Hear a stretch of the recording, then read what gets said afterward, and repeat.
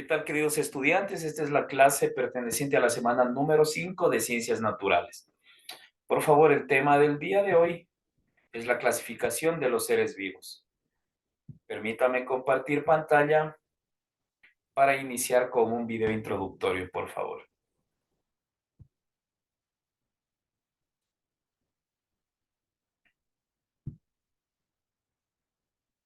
Poner mucha atención. Este nos va a hablar sobre la clasificación de los seres vivos.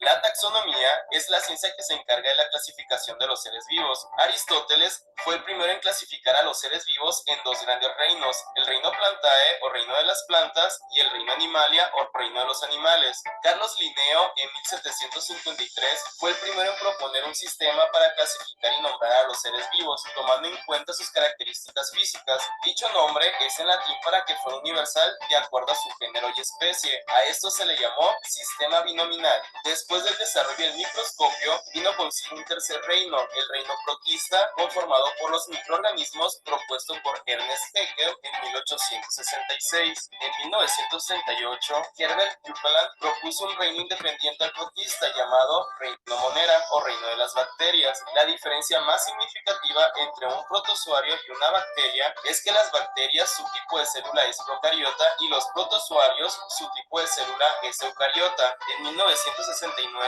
Robert Whittaker separó a los hongos de las plantas, formando así un quinto reino, el reino fungi o el reino de los hongos. Y finalmente, en 1977, Carl Woese clasificó a los seres vivos en tres dominios. Todos los seres vivos venimos de un ancestro común, que fueron los primeros seres vivos que existieron en el planeta. Y aquí se desprende el primer dominio, que es el dominio de las arqueobacterias o bacterias primitivas, que son formas de vida muy simples y primitivas. Enseguida viene el dominio de las eubacterias o bacterias verdaderas, que son bacterias más evolucionadas y complejas. Y por último tenemos el dominio de los eucariontes, donde encontramos a los animales, plantas, hongos y protozoarios. A este esquema se le ha llamado los dominios de la vida o árbol de la vida. Conforme avanza la tecnología, van surgiendo nuevas opiniones sobre la clasificación de los seres vivos, y actualmente la taxonomía se basa en los siguientes criterios para clasificar a los seres vivos en cuanto a su dominio, reino, filo, clase, orden, familia, género y especie. Interesante, ¿no? A cierta ciencia. Muchas gracias por ver el video. Espero te haya sido de ayuda. Bueno, como pudimos ver en el video, existen, por decirlo así, tres maneras para clasificar a los seres vivos, ¿no es cierto? Vamos a ver esta presentación de la clase, por favor, para ir aclarando un poquito más. Bueno, el tema del día de hoy, como les había comentado, es la clasificación de los seres vivos. El objetivo es conocer lo que es la taxonomía, los tipos de reinos y dominios. Perfecto, entonces, como habíamos visto, pues la taxonomía es una disciplina científica que se ocupa de la clasificación y la nomenclatura de los seres vivos, ¿no es cierto? Como habíamos visto en el video, pues se encarga de clasificar. Aquí estamos desde el dominio. El dominio, existen tres dominios. Es lo más grande o lo más general, digamos, en los que podemos englobar o subclasificar a los seres vivos. Luego viene el reino, existen 5 reinos, también ya vamos a adentrarnos un poquito más en este tema. Después viene el filo o división, luego la clase, luego orden, luego la familia, luego el género y finalmente la especie. La especie es lo más específico, valga la redundancia, para poder nombrar a cualquier ser vivo.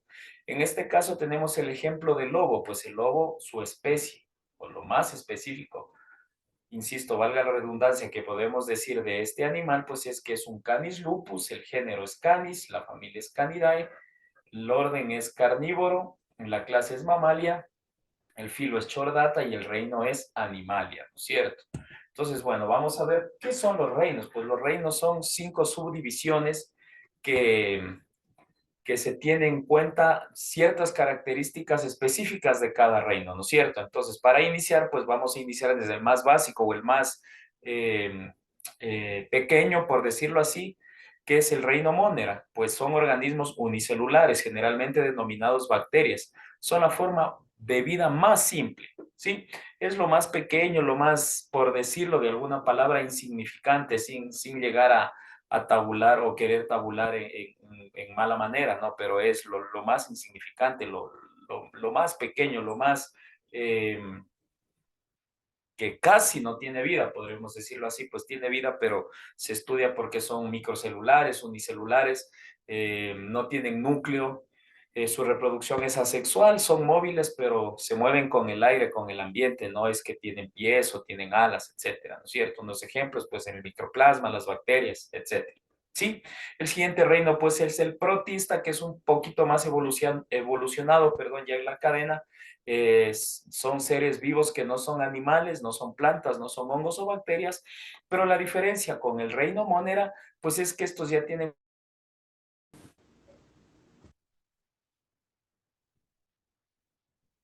Hola, bueno, se me fue un poquito el internet, vamos a continuar, por favor. Permítame compartir nuevamente pantalla para continuar. Entonces, estábamos hablando de los reinos, ¿no es cierto? Estábamos hablando de los reinos y estábamos en el reino,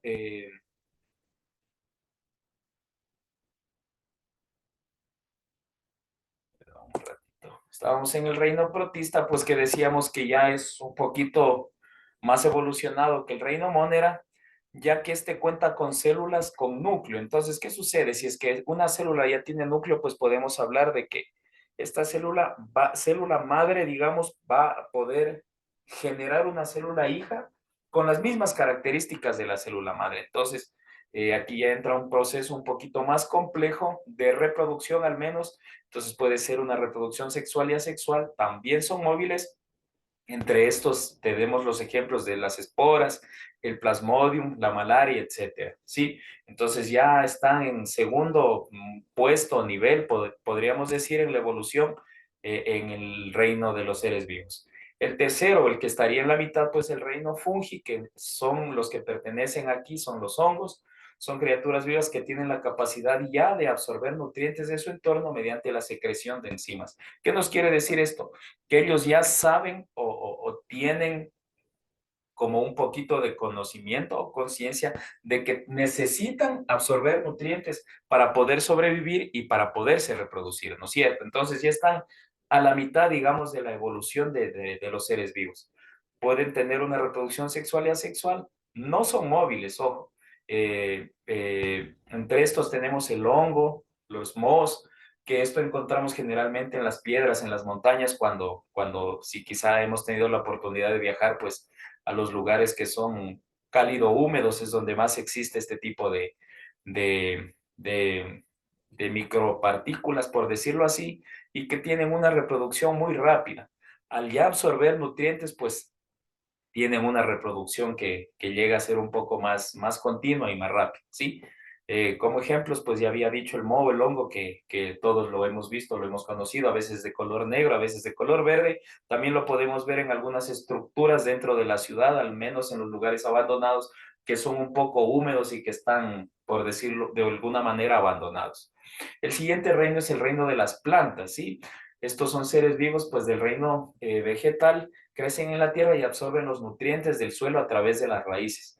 Tienen otra particularidad, pues que ya absorben sus hojas la energía solar para poder complementarse pues con la absorción de nutrientes desde el suelo y producen la fotosíntesis. Y este es un proceso un poco más complejo, más elaborado, que los pone en el cuarto lugar o en el cuarto escalafón de la clasificación en el reino de los seres vivos, ¿sí? Pueden tener reproducción sexual y asexual, no son móviles, entre ellos pues ya conocemos los ejemplos, flores, helechos, todos los árboles, los arbustos que nosotros podamos conocer.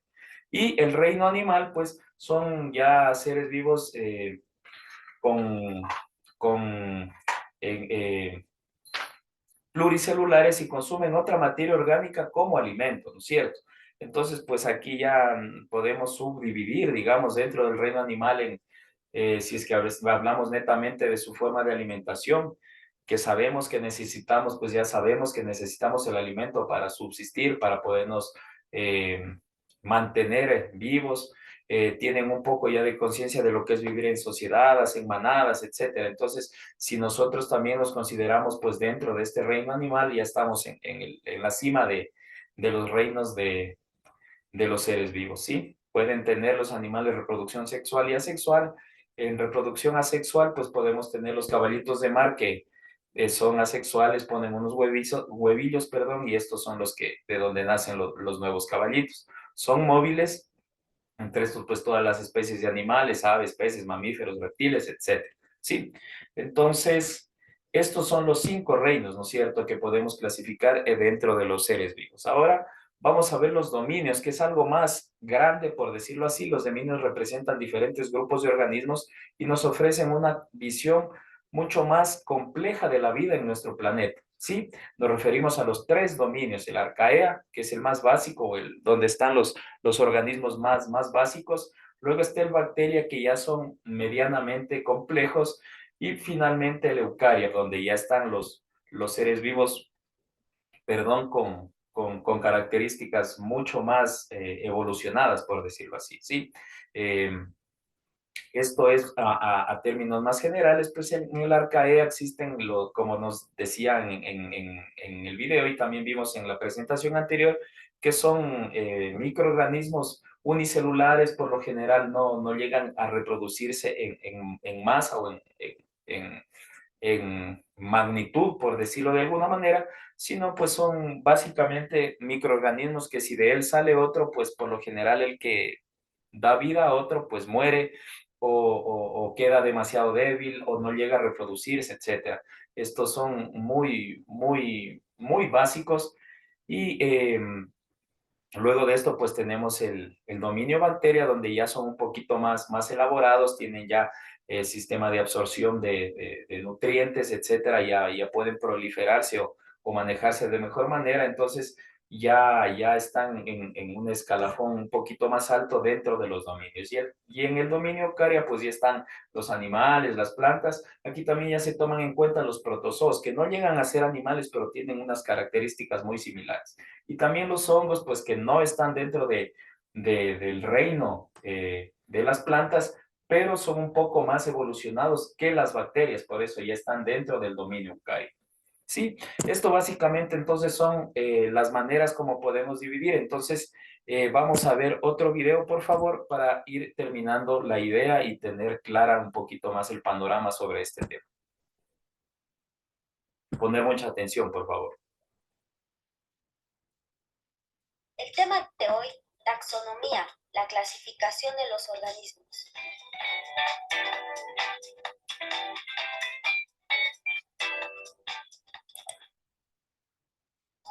Desde el principio de los tiempos, los hombres han intentado calificar y catalogar a todos los seres vivos que se encuentran en el planeta, y Aristóteles fue el primero, diferenciando dos reinos, el vegetal y el animal. Pero hoy no vamos a hablar de Aristóteles, sino que este video está dedicado a Carlos Linneo o Carlos Bohr, así es que recibámoslo con un fuerte aplauso. Fue un naturista sueco y con seguridad el más popular de la historia. Es más, si tuviera un canal de YouTube, seguro tendría más suscriptores que Luisito Comunica. Pero eso no va al caso. El chiste es que es tan famoso que es considerado el padre de la taxonomía. ¿El padre de qué? De la taxonomía, taxonomía, taxonomía. Déjate explico. La taxonomía es la ciencia que estudia los principios, métodos y fines de la clasificación de los seres vivos. O para que te quede más claro, es una serie de reglas y leyes que sirven para ordenar de manera sistemática y poderle dar un nombre científico a todos los seres vivos. Y esta serie de reglas o leyes fueron creadas por Carlos Linneo, a las que llamó nomenclatura binomial. Y te voy a contar en qué consisten estas reglas. Número 1. La primer palabra del nombre es el género. y la primera letra va con mayúscula. Número 2. La segunda palabra del nombre es la especie y se escribe con minúsculas. Número 3. Siempre se escribe en latín. Y número 4. El nombre va subrayado en cursivas o en itálicas. Pero para llegar a todo esto existe algo que se llaman bases de la clasificación y también te las voy a explicar. Número 1. Debe de haber semejanza en la estructura del cuerpo. Número 2. El parecido embriológico con otros grupos de organismos. Número 3. Los restos fósiles o registros fósiles. Número 4. Parecido bioquímico entre las especies. Número 5. Parecido genético entre los cromosomas de diferentes especies. Y teniendo en cuenta todos estos aspectos importantes, se clasifican de manera jerarquizada, llamada también categorías taxonómicas, que te las tienes que saber muy bien. Así es que pon mucha atención. Dominio, reino, filo, clase, orden, familia, género y especie. Ya te las aprendiste, repite conmigo. Dominio, reino, filo, clase, orden, familia, género y especie. Ahora repítelos por tu cuenta.